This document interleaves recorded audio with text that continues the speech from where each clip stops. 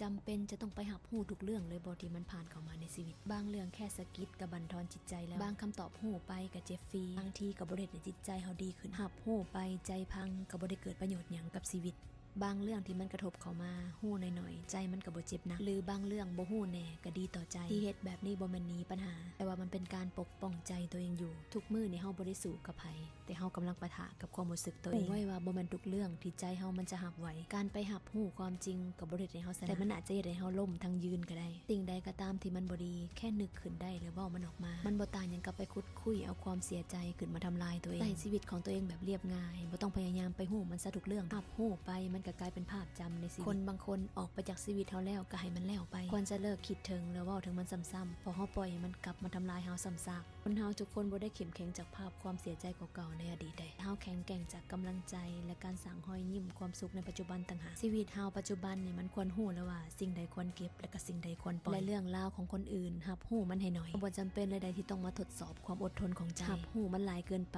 ก็เฮ็ดให้เปลืองพื้นที่ของชีวิตคนที่หักตัวเองเขาจะใช้ชีวิตอย่างหนักลงทุนฮู้ว่าสิ่งใดเสพแล้วกำไรสิ่งใดหับหูไปแล้วมันขาดทุนชีวิตบ่ปล่อยให้ใจมันพังลงไปกับสิ่งที่บ่ควรค่าแก่การแบกหับอีกเลย